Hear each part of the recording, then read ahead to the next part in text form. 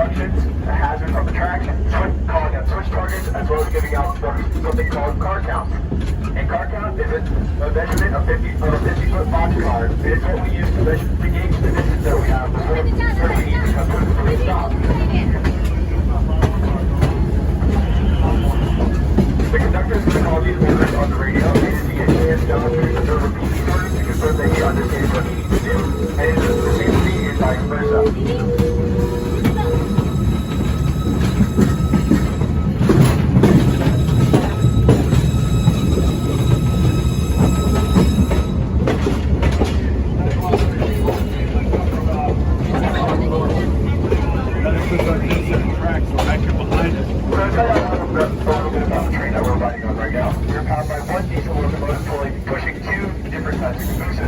Our locomotive is SRM number 3. It is a GE 50-ton center cab switcher locomotive, and it was built in the mid-1930s for a individual in Ontario. And spent most of its career up there up until 2015, when it was sold to the Southeastern Railway Museum, and can now be seen powering our daily museum train ride because it gets the best fuel economy, and it's essentially doing what it's built for: low speed, back and forth movements around yards and industrial-like properties. The right caboose that we are riding in right now was built in 1825, which makes it 100 years old this year. However, it did not start its life as a caboose. Instead, it started its life as a flat car up in revenue freight service up until the mid-1930s, when Southern Railway converted it into what is called a transfer caboose. A transfer caboose protects the rear end of transfer freight trains. These are short freight trains that go from one yard to another.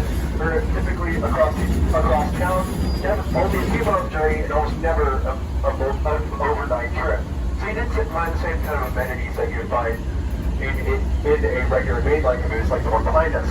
In there you'll find a bed, stove, toilet, portable water, desk, things to make the multi-day journey a little more comfortable for the crews who are not spending a lot of time away from their homes and families.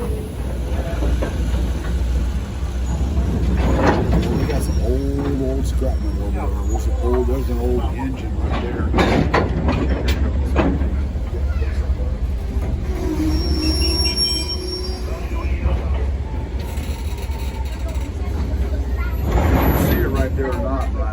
Alrighty folks, welcome to our back shop area. This is where most of our major projects and restorations take place, as well as general maintenance for our locomotives and rolling stock.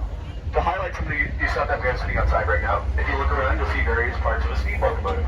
Over here, we have a set of drive wheels. We have behind this boxcar, we have a boiler. Over here, we have a cab and a brake. This is for the oldest piece in our collection, built in 1872 for the Atlanta and Charlotte Airline, which was later approved by the Southern Railway. It was nicknamed the Mod, and it was a tiny little yard switcher that switched around passenger cars around the Atlanta Terminal Station Complex up until its retirement in the mid-1940s.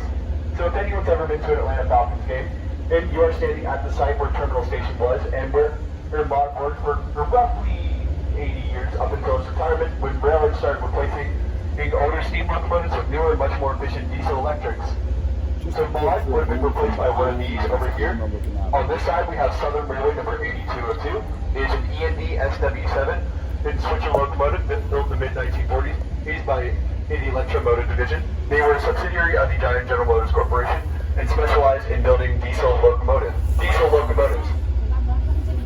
8202 essentially carried out the same role as a Mod, switching around freight and passenger cars around yards, terminals, and station complexes, up until its retirement in 1982, when Southern Railway merged with Norfolk Western to form the modern Norfolk Southern Corporation.